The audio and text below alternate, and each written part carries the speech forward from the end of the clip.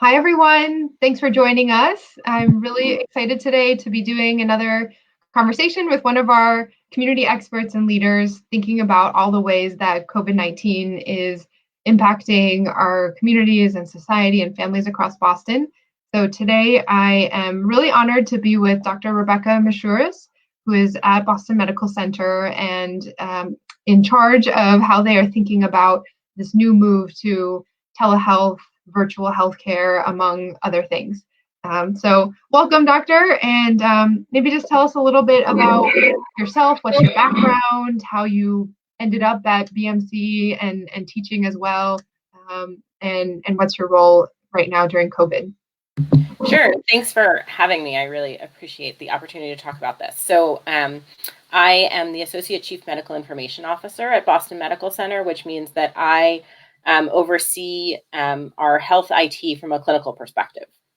And I'm also a primary care doctor at Boston Medical Center. So I might see patients in clinic, and these days I'm seeing a lot of patients over the phone, which we hadn't done previously. And so what we've been doing at the hospital from a technology perspective to try and address the COVID-19 pandemic has been pretty far-reaching.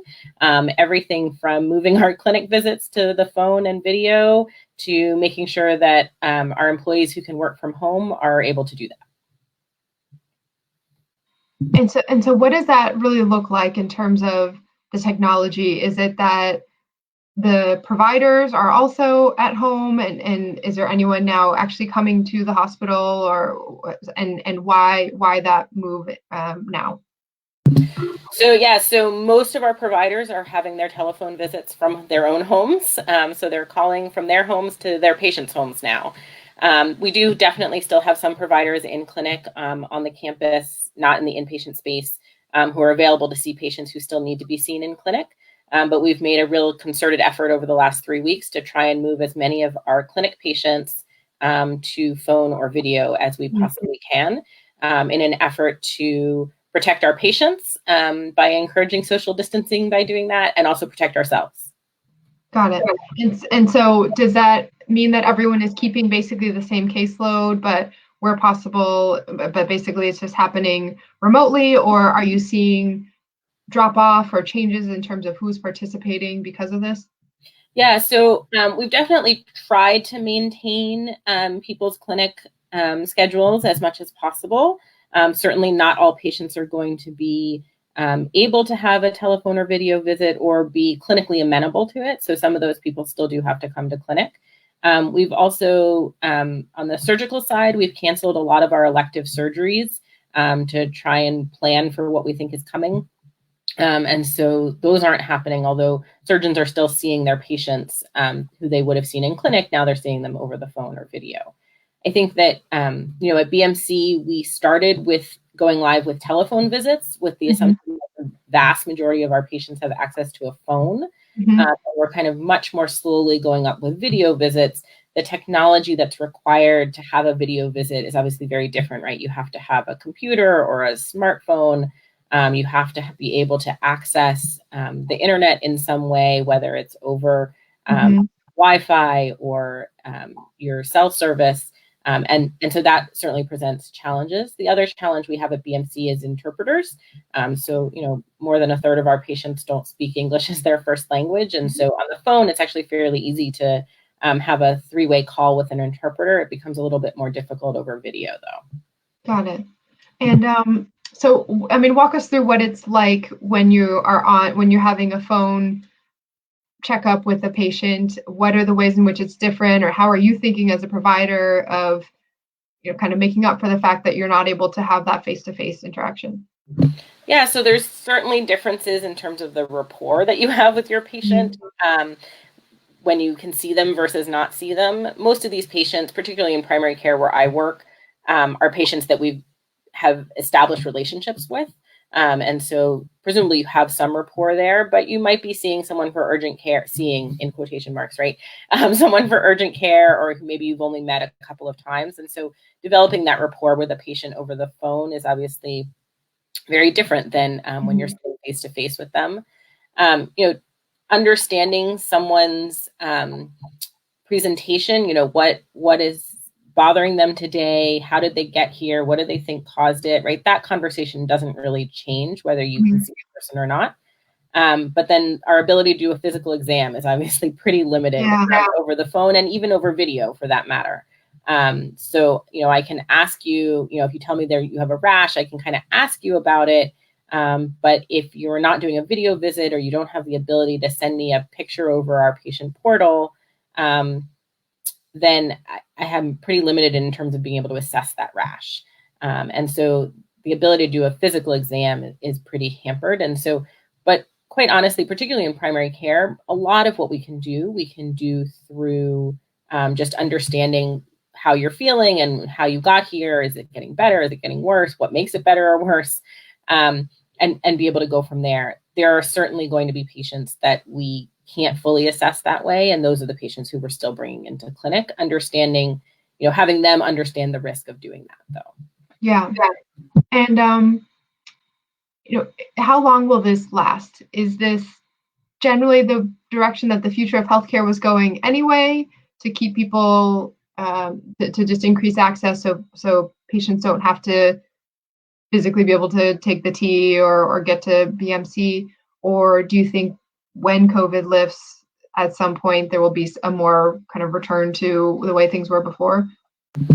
Yeah, I don't know. I don't know the future. I can tell you that we were moving towards telemedicine before COVID-19 appeared on our doorstep. This obviously greatly accelerated the pace with which we adopted it, both on the provider and the patient side. And I think that some will stick, right? I think that we are not going to see all of these telemedicine. We're not going to see telemedicine drop back to zero, and we'll land somewhere in the middle, right? There will be patients who we would have wanted to see but can't right now, who we will start to see again in clinic.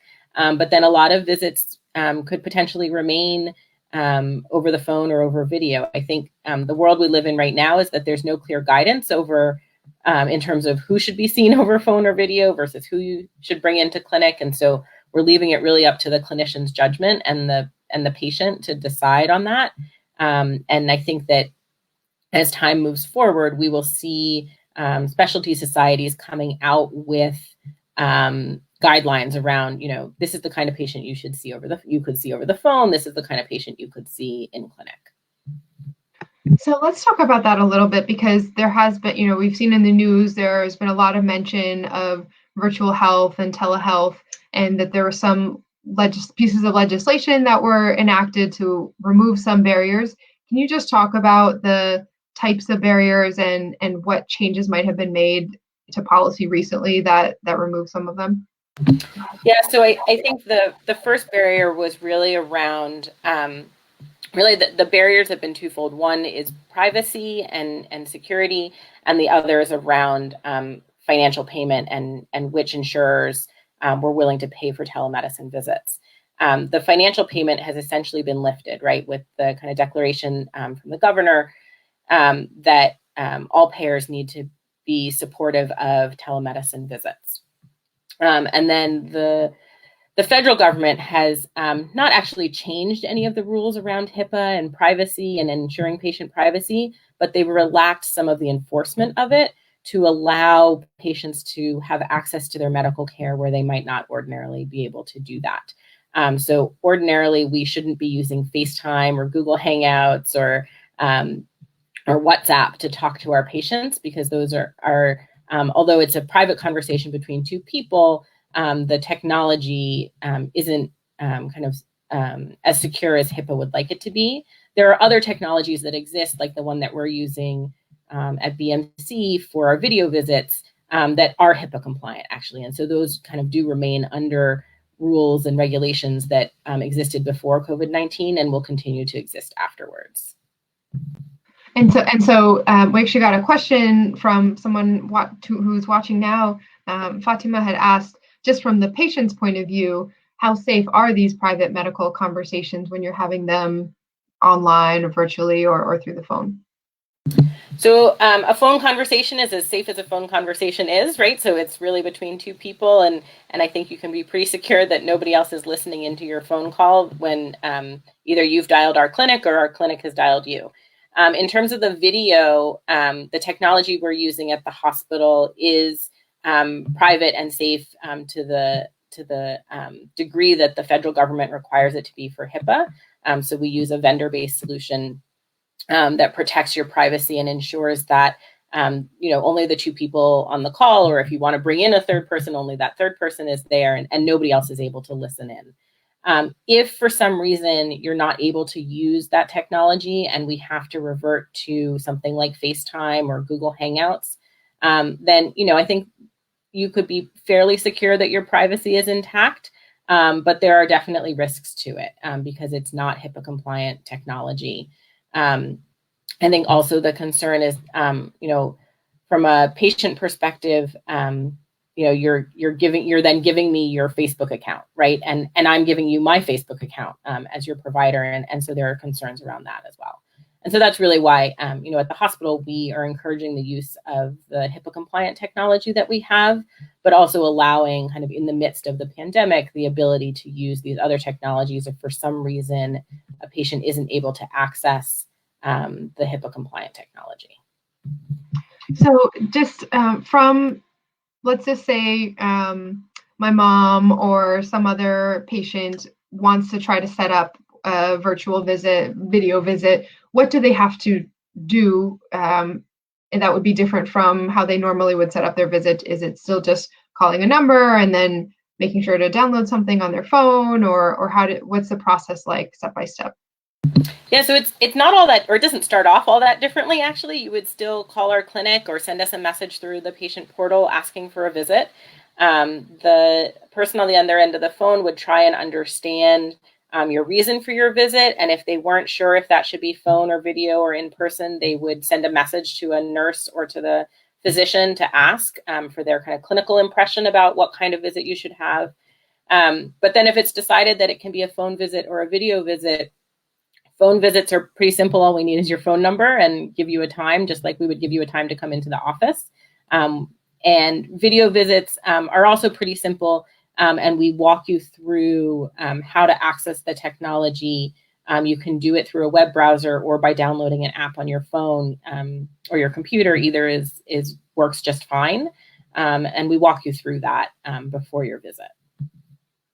And then during the visit, it's you're having the same conversations and questions. What about the follow-up? Does it change how you have to pay? Do you imagine that the coverage, that the arrangements that have been made during COVID might go away at some point, and then telehealth won't be covered by all insurers? What about patients as how they're thinking about the cost, directly to them? Yeah, so I think that even before the COVID-19 pandemic, payers were moving towards covering telemedicine visits or telehealth visits. And so I think that now everybody covers it. We may see some pullback of that after the pandemic is through, but we may not. People may realize that actually this is a really viable way to deliver care, and actually maybe even allows us to deliver more care or kind of more pointed care. And so I don't know the future. I hope that payers will continue to support it. We may, and I think, it would not be unexpected to see some pullback of the current kind of blanket payment for these models of care. But I don't think we're going back to where we were, where very few people were paying for telemedicine visits, or very few payers. From the systemic point of view, in terms of the cost, is telehealth cheaper or sort of more cost efficient compared to in-person, because folks maybe can, I don't know, if you're not commuting or there's more time, you have more visits scheduled, or can you walk us through how we think about this from the healthcare system overall? So I don't think we fully understand the financial impact of telemedicine, and that's part of why people were going very slowly with it. Although obviously that has been greatly accelerated now. There are certainly benefits, right? The patient doesn't have to commute. Maybe the doctor doesn't have to commute. You have less staff needed in the clinic itself because there aren't as many patients in the clinic. Maybe you're able to see patients more frequently because the visits are shorter, or maybe you see them less frequently because the visits are longer. I think that's a real big unknown for us. And then in terms of kind of outcomes for patients, I think that's also a big unknown. We know that a lot of medicine could be safely delivered over either the phone or video, but the question is kind of long-term outcomes and when do you actually bring that patient in? How often do you bring them in versus talk to them on the phone? And I think this is what I was talking about before, right? We will start to see guidelines come out from specialty societies around that. You should be sure that you see your patients who have diabetes in clinic 3 times a year, but if you want to have a video visit or a telephone visit every other month, that's fine, right? And we don't yet have that guidance. And right now it's really up to the individual clinician to make that call with their patient about how frequently they should be having a phone visit or a video visit or coming into clinic. So I know you keep saying that you don't know the future, and I keep asking you more questions about it. I do have one more set about kind of the direction of telemedicine and where we're headed. Could you so basically what has happened and whether it's kind of coincidentally or accelerated because of COVID is that before people were mostly coming in person and now we're moving to more video and security and with the proper security provisions and telephone. What would the next couple steps look like in the progression of telemedicine? Is it being able to scan certain things with your phone or kind of simulate other parts of the visit in person that we'd be able to do? So what are those next steps and how far away are we from those? So I think the next steps are really around what you're alluding to, which we generally call remote monitoring, which is the ability for you to check your blood pressure at home and tell me what that was, or check your heart rate, or even allow me to listen to your heart sounds or your lung sounds remotely. The technology exists, right? There are Bluetooth-enabled blood pressure cuffs and Bluetooth-enabled glucometers and scales, and so that all of that technology exists. But integrating it all into our actual medical care model is much more slow going. Patients have to actually have the device. They have to understand how to use them. They have to have the technology to then transmit the readings back to us.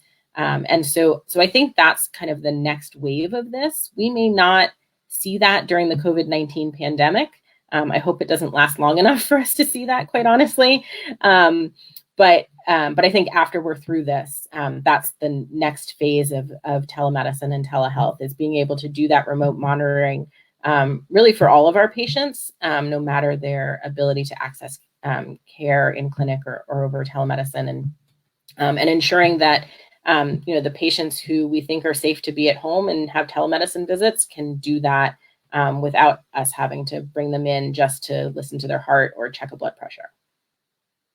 Yeah, so as a millennial, I have kind of seen this evolution, particularly with my generation and my peers who are fortunate enough to be able to have luxury items such as the blood pressure bracelets or the other wearables devices that track different things.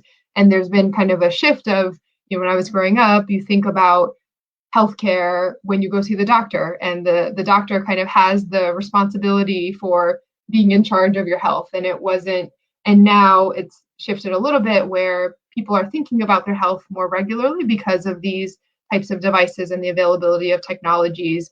Do you think that there is a goal that we should be aiming for in terms of how people are thinking about responsibility for their health or monitoring their own health, and what the role of healthcare providers is in that shift?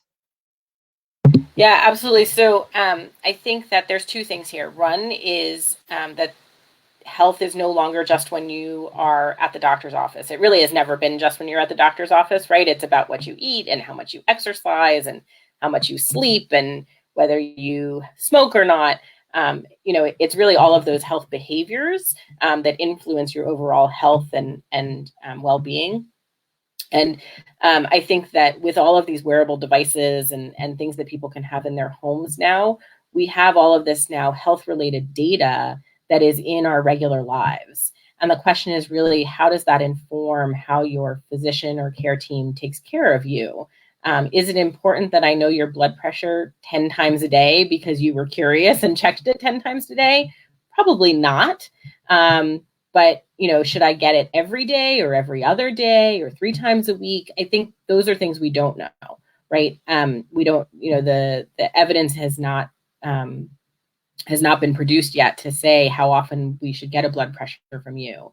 I think, for certain populations, it's clear, right? Someone who has congestive heart failure and we are trying to kind of alter their fluid balance, it's pretty clear that we need their weight once a day. But for someone who's pretty stable on their medications, should we get it 3 times a week, once a week? That we don't know. And I think that has to do more with kind of management of chronic diseases that people have, where the focus has really been around acute care in the home to date.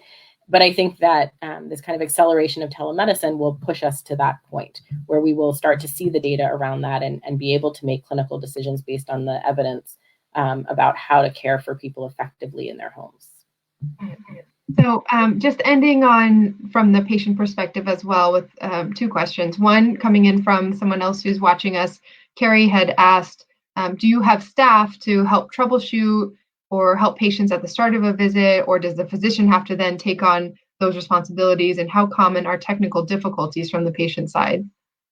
Yeah, so we have not had anybody to help with telephone calls. We think those are pretty self-explanatory. But what we're starting to do for the video calls is have someone call the patient the day before and make sure they understand how to use the technology, when to log on, things like that. I think that as we've been piloting this over the last few days in a couple of departments, the biggest challenges we've seen on the patient side are people understanding how to unmute themselves and also how to turn their turn their cameras on their various devices. And so we're hoping that with the call the day ahead, we'll kind of mitigate a number of those challenges on the patient side. All of that, of course, presumes that the patient has access to a device and the internet to begin with. And finally, what are you hearing from patients now? There's a lot of focus in the news about the number of confirmed COVID cases and the types of symptoms that people experience, but it seems that is in some ways spilling over and even literally in hospitals physically taking over beds where other sorts of health issues were being addressed. What are you hearing from patients as you're seeing them for non-COVID contacts just in the world right now?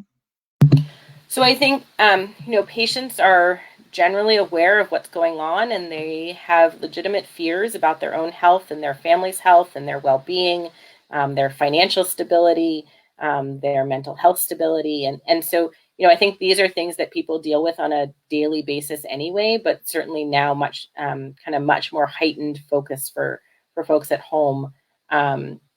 And, people still have diabetes and high blood pressure and depression and all of those chronic diseases that we manage in primary care every day.